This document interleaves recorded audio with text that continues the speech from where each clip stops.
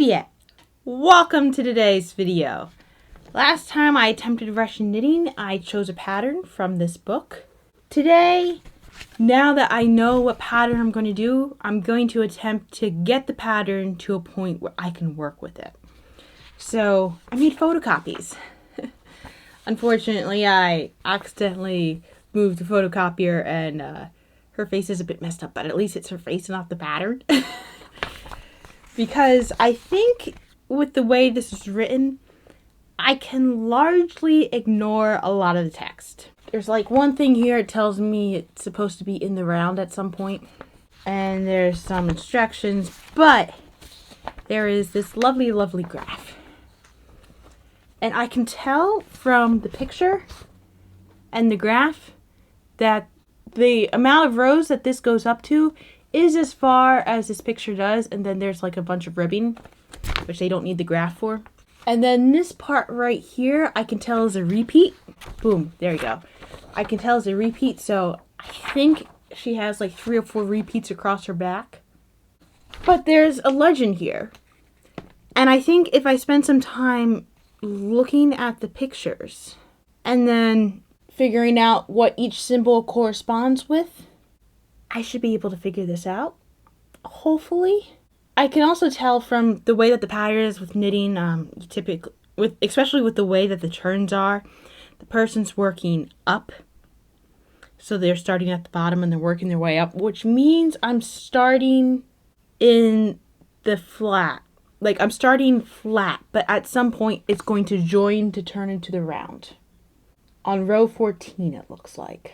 So I'll just have like a 13 flappy row thing there, though it doesn't look as flappy.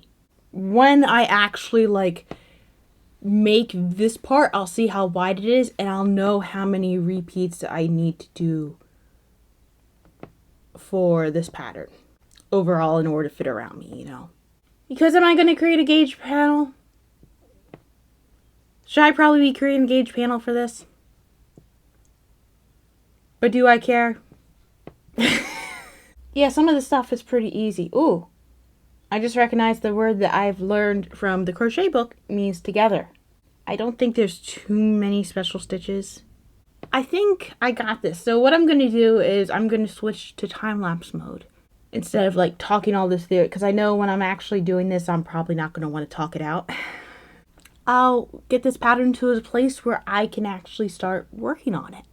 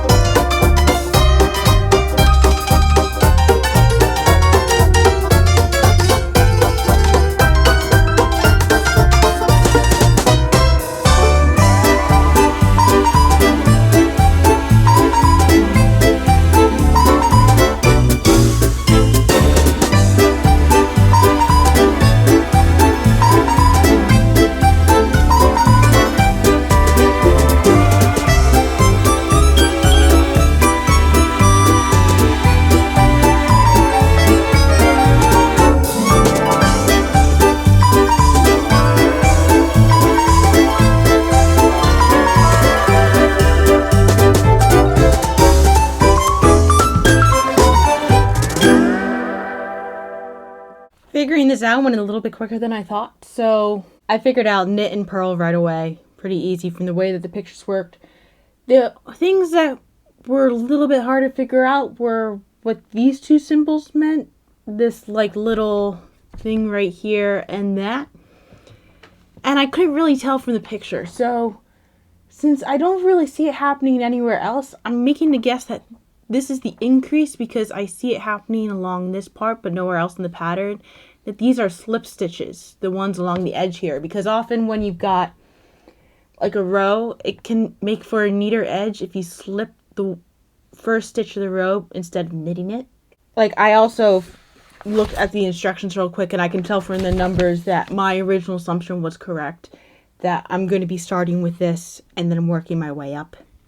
What I'm going to do is I counted on this, it said 28, and this looks like I cast on 26 and somehow it turns to 28. So, especially since it has me do a cable right away, I'm going to just knit an extra row in there or purl an extra row, whatever. So that way it has a little bit more to turn, and so it's not doing that right at the bottom, you know, it has a little bit more to make that turn because I can see it does do that at the bottom, like right here. It would be that part of the pattern and it doesn't look like it has room to breathe, quite honestly. That's a little edit that I'm gonna make. So what I'm going to do is I'm going to cast on 28 using the long tail method. I've got 2 skeins of this. I hope it's enough, but it's exciting that I'm going to use this for the first time. I've been waiting like over a year for something good to use this yarn for. And I will come back when I've got a little bit more to show you. Alright, this is the edge of row 13. That is done. At this point, I'm liking how it's turning out. I miss doing cables. I'm glad I'm doing cables again. But now that I'm going on to a row 14, I need to connect it in the round in order to start working on the back. So this fortunately seems to go all across my front. So at this point, we are now trying to figure out how many stitches I need to add on. Since there's a 12 stitch repeat, I first need to figure out how much 12 stitches are. So that's 1, 2, 3, 4, 5, 6, 7, 8, 9, 10, 11, 12. That's 12 stitches right there. I've been using a ruler to help keep track of the thing, so put 12 stitches up to there. I'm holding it on the centimeters, inches go the same way. It's a little bit more than 3 inches. It's like 3.5 inches when I let it spread out. Well, you can go with 4. 4 inches is good. 4 inches is really good because when I measured, like I knew what this was, but I didn't know what this plus arms was. So boobs plus arms equals 48 inches all around. And while 4 goes into 48 quite nicely, that's groups of 12. It says I'm supposed to have 52. Yeah, so now I need to actually do the math. So I should have 52 stitches. If 12 stitches is 4 inches, and then 4 times 12 equals 48. That means it's 12 sections. That means I should have 144 stitches all around, which is the largest size they have. I'm a normal person, normal sized person. It's just, I'm like right at the edge of, where people start going like, oh, are you overweight? And it's like, you look at me, I'm clearly not overweight, but I'm just a bigger human, that's all. So how many stitches do I have here now? 53. Somehow I have an extra stitch, because I should have 52, but an extra stitch isn't really going to make that much of a difference, quite honestly. It means I probably increased somewhere I shouldn't have increased. Which there was one point where I thought I didn't increase, and then I increased. So it probably happened then. Anyway, 144 minus 52 equals 2. Like that matters. Okay. Equals 92, which means I need 8 repeats of the 12 pattern, because 12 times 8 equals 96. Maybe I just need 7. The numbers aren't adding up. The numbers aren't adding up for whatever reason. Well, there is like an extra 4 stitches. Anyway, what I'm going to do at this point is I'm going to cast on the appropriate amount of stitches, which I need a different way of casting on the stitches than what I was doing, because, or maybe I don't. Maybe I can use the cable cast on from here. It'll just be a lot, but I could still pull it off. Yeah, I can't use the long tail cast on here because I don't have a long tail. I used the long tail cast on to cast on this part right here. Yeah, just thinking about how I should be casting this on. Oh, okay. Yeah, those two don't matter. There's going to be 4 extra. Yeah, there's going to be 4 extra anyway, I think. So, well, I'm going to check back in when I've actually figured out the math a little bit. See how much I actually need to cast on. But then when I'm going to do that, I'm going to like connect it into a circle. And then I'm going to have to find a stitch marker that I hope this is big enough to fit around this. That fits around the needle, but only open. That's the biggest stitch marker I had. I don't have stitch markers big enough for size 13 needles. Well, that's what scrap yarn is for, right? I'll use scrap yarn. I'll come back. I just popped back in to say that I looked at the pattern again, and my numbers actually match up with the pattern, which means I was being dramatic for nothing. I cast on all the stitches, and at this point I've twisted it around to make sure that it's not going to twist on itself when I connect, which with the way this is, I think this will be fine until I connect them all.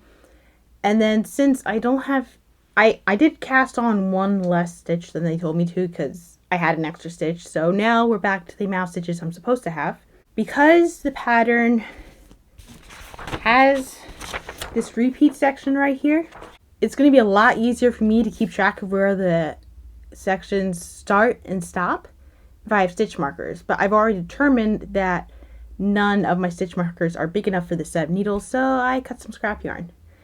I got a different color scrap yarn for where the row starts and stops versus when the repeats are going to start. Since I just added all these stitches at the end of 13, I'm just going to be starting with 14 now, and 14 just has like straight, you either knit or purl. You don't do any special cabling, which means it should be easier to get this all started.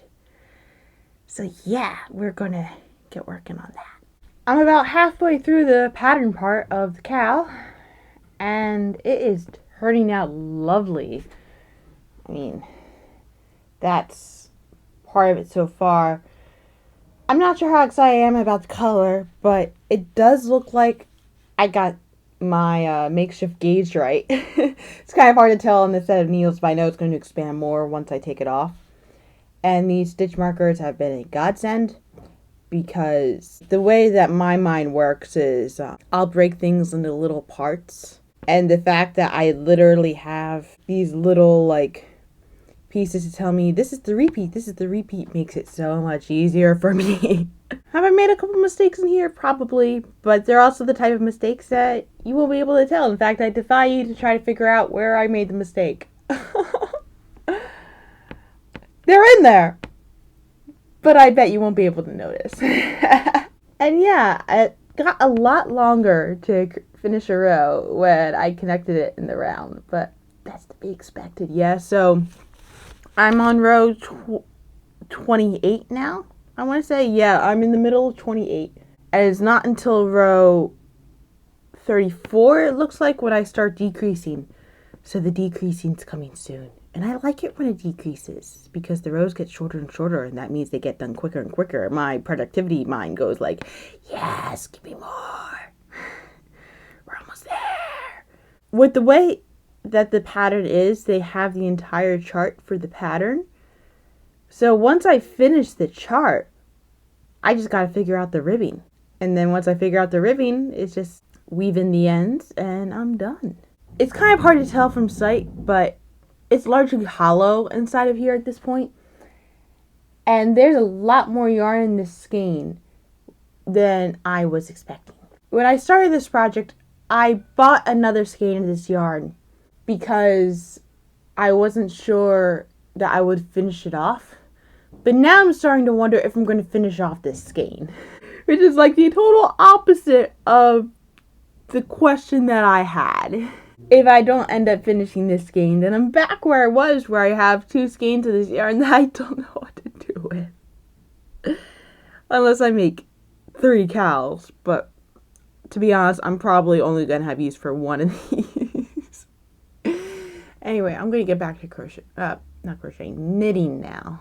Alright, I finished the chart, and this is where I'm at, which, it's a little bit wide. I got a bit of a cold shoulder look going on, and I know it's still going to be pretty wide here.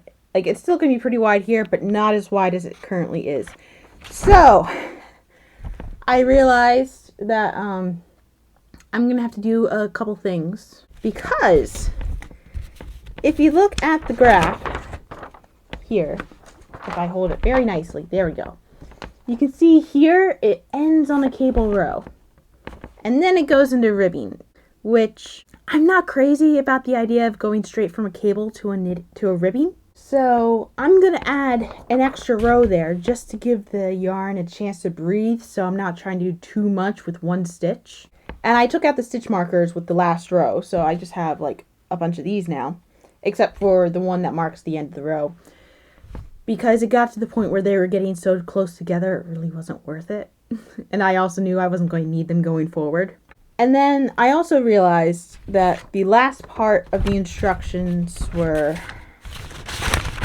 right here. It was this little paragraph. So I know it wants me to do ribs. So I'm assuming it says I should have 56 on the needle. And I could tell just from looking at it that I had way more than 56. So I counted through, and I originally counted 100, but it wasn't 100. It was 96. So I made a miscount on the first count. But it's like, okay, I know I need to decrease.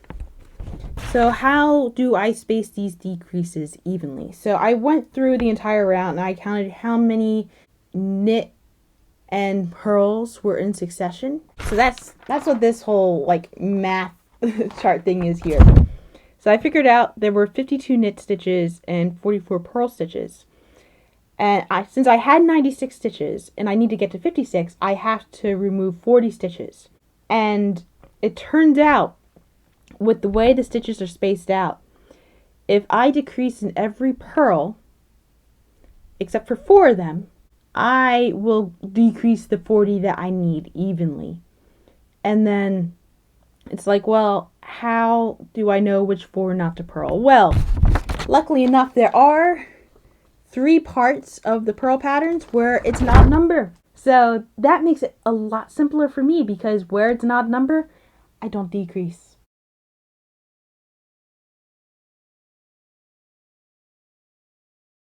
I think what I'm going to do is I'm going to just do 1 row where I just knit where I see a knit, purl where I see a purl, just so the fabric has a chance to breathe. And then on the row after that, I'm going to knit where I see a knit, but purl 2 together all around, just so we get the snatched look. And then I can just go to the collar. And then I was like, how many stitches do I do to the collar? And they have this thing about 12 first, and I remember from like when I was crocheting in Russian, that's like repeat, that PA3 thing, and it has it in repetition. So I counted the collar, and on this picture, and when I counted half, like if I count just how it goes halfway, it folds over, it should be the right amount. When I counted, it was 12, which means she has 24, which means she is currently wearing the smallest size of the pattern, which means her yarn is bulkier than mine. Because I have the feeling she's either slightly smaller or around the same size as me, if I'm having to guess. It's very hard to tell in pictures.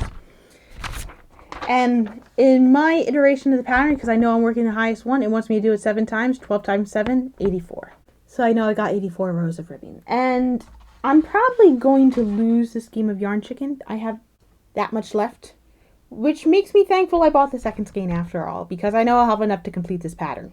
that's pretty much what I have left to do on this. Especially since when I lose yarn chicken, I know I'm probably going to have to actually do it on the front of the work because the way the collar goes, it's going to bend over. So, I'm just going to be playing it by ear, pretty much. But yeah, I think the next time I turn this on, I'm going to have a finished cowl. But before I forget, like, one thing I did find a little bit difficult with the pattern, which it's not entirely their fault. So, if you look at the chart right here, you see how this red line is different from the black line? It's a repeat. As I got farther up towards the decreases, the red line started going a bit wonky, and it was very hard for the stitch markers to catch up. So there were a couple times I got lost, but I kind of had to like look at what the pattern was trying to do and then try to work around that way, because you can see from the way this is, the stitch marker ended up being in the middle of those stitches, and you can't really have a stitch marker in the middle of a cable and expect to keep track, yeah? Also, like, with the way it was printing, it was probably easier to go around and print instead of trying to have the stitch marker in the middle of this cable thing right here, which is what was happening. But there were times where, like, okay, yeah, I need to move the stitch marker as well as in this part of the pattern. So that way things kept going a little bit more. But yeah, I'll be back. It's done. Which, I just turn around here. It turned out pretty nice, right? This comes like really close to how it was in the pattern, which is pretty nice. I think I have the pattern right here, yeah. Like, there's that with this. Although it's on a little bit of an edge, and then there is that for the back.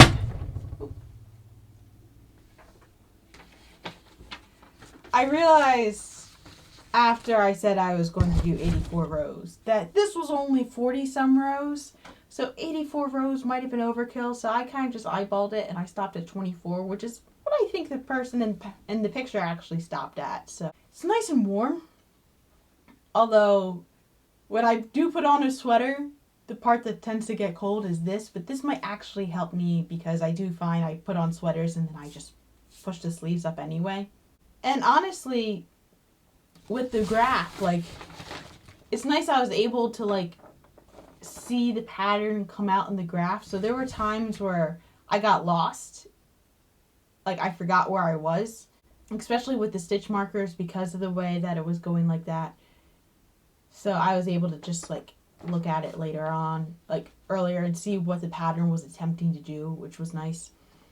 And honestly, I mean, once I figured out the graph, I didn't really need much of the rest of the pattern. I could just look at the graph. There wasn't too much translating, which means this actually went much smoother than the Russian crochet pattern that I did. And of course, I did this in May, when it's only going to get warmer.